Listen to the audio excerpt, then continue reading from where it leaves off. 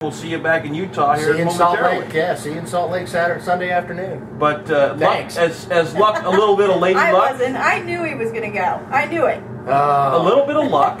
No, And, that is totally inaccurate. And hitting that tree just right. A tremendous amount of luck. You progressively moved to the second round, and then to Well, the third round. I told Tom, turnkey Tom Henry, after the first round, and I told my brother, I said, let's load it. I'm serious. I don't want to screw this moment up. Let's put it on the trailer. Because you passed the And first look round. what you would have missed out on. Oh, yeah. And that itself was like a win for you. That was huge. I've been told by a lot of guys.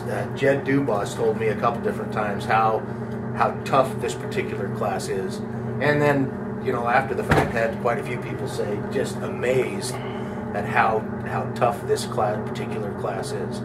And I think there's a couple other classes. I think the B gas class and the A gas class are probably meaner, but Nostalgia Eliminator 1, pretty tough class.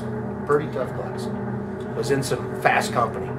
Then you went on from there, and I was watching on bankshift.com. I know that was really neat to be able to watch that. By the way, Shane and I were texting one another back and forth, going, "Is he up? Is he up? Is he up?" So we could watch it. It was awesome. And final round, Yeah. and the final round, you were for whatever reason you went up against two of the mouse and the house cars. Which I'm sitting there going, Two of the Mouseketeers. The Mouseketeers. you eliminated the one, and then you went up against the lady, the gal. 21-year-old Ivy Stafford. Yeah. Who had it perfect on the tree the time before, right? Thank God. You talk about lady luck, man. It was luck that she had it the run before. Which she hit a 0.00, and for me, I'm sitting there going, okay, that's fast, because I hit a 0.04. Yes, you did. And I'm thinking, that girl's quick on the tree. I mean, really? And I'm thinking, you are not going to let this go, are you? So two things crossed my mind when I'm seeing her, and I heard that she had the 0.00, and a girl. I'm thinking, oh my gosh, my buddy's in trouble. He is in trouble. Well, I have to admit, you wouldn't have I would have never let you live this down. Oh, I had you lost to her. Oh, really? I'm shocked that you would say that. I figured you'd just let it go. But boy, you did it. You did it, man. And you won. Well, you won the March meet. You brought home the Wally. It hasn't. It's starting to sink in. I cannot harass you anymore about not winning the Wally. That's true. That's 5 years coming. I mean, that's 5 years of harassing you. 5-6 years. Yeah.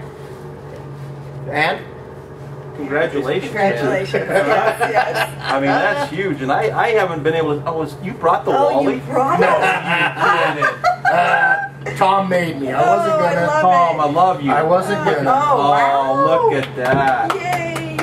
That is gorgeous. How cool is that? We'll post a picture on That is our cool. Facebook page. I've always wanted to see one up close and personal.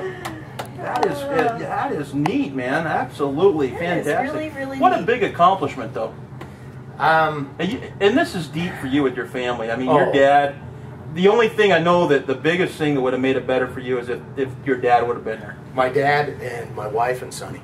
Yeah, you told me that right after. Yeah, but in all the years Dad raced, I never understood why he never went to the March meet. And because the March meet, for many years, the March meet it's the U.S. Nationals. Oh my God! I will kill you, Beck. Shane just acted like he was dropping it. Okay, I can't. Give me a minute so I can talk again. I almost said something really bad. Chris, I hope you're close to that dump button. I almost said something real bad. But Dad has just been a killer racer forever. I never understood, because we always made a trip to Southern California in the winter. He made it every year during the winter. So to keep racing, we travel down to Southern California and play race car. But I never understood why he never went to the March meet. There was a few years there where he had a couple different cars that were competitive on a national level, and still came down to Southern California with the cars, but never to the March meet. And for many years, the only race that was a bigger deal than winning that was the U.S. Nationals. And of course, the U.S. Nationals is still the prize, other than the World Championship. But You know, there's guys that say if you win the championship and you don't win the Indy, you know, your career's kind of lacking a little bit. But I got to tell you, I mission accomplished. Now I just have to figure out how to go back and win another round. Yeah, that was cool. Now you've got to defend this thing again next year. Now you've got to go back to Bakersfield. I have to. I have to. I think we should all go.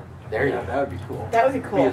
You cannot believe honorary pit crew, huh? Yeah. You can't believe how many fuel cars are there. There had to have been 60 between the front engine fuel dragsters and nostalgia funny cars. Just an outrageous number of cars, and just way cool. Very neat. Why do they call it a Wally?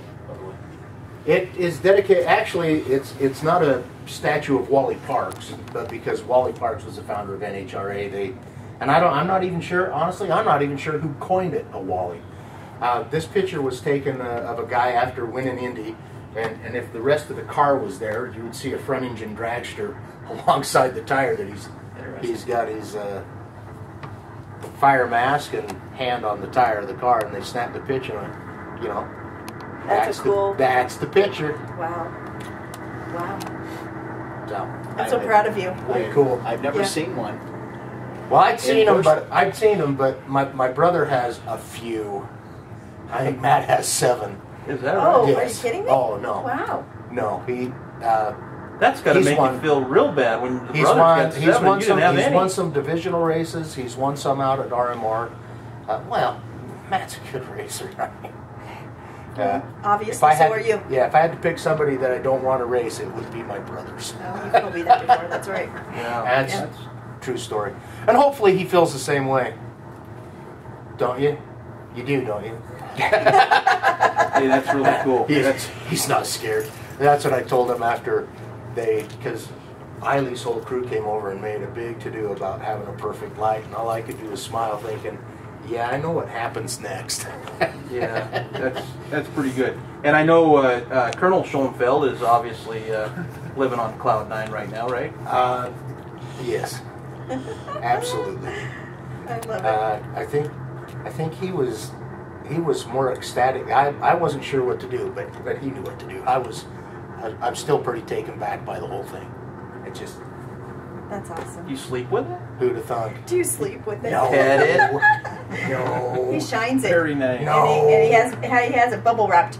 That's right. Well, we wanted to talk about that because it was just due to talk about. I mean, what a big accomplishment, and congratulations You again. have to move that where you can't reach it. Yes. Yeah. Pretend you're Where going you to can't drop it drop again, it. give me a heart attack. Well, we are here at Las Vegas Motor Speedway talking NASCAR for the whole 2 hours. We're gonna bring you some drivers, catch up with Ricky Stenhouse, the 2011 nationwide champion. Also, Marcus Ambrose will join the show. Michael Annette, you want to stay tuned for that, and Brad Keselowski. A lot happening here at Las Vegas, but a lot happening so far in NASCAR. We got the first race out of the way, the first, not the big race, that was of course Daytona 500, but the season really kind of began last week with Phoenix, the Subway Fresh Fit 500.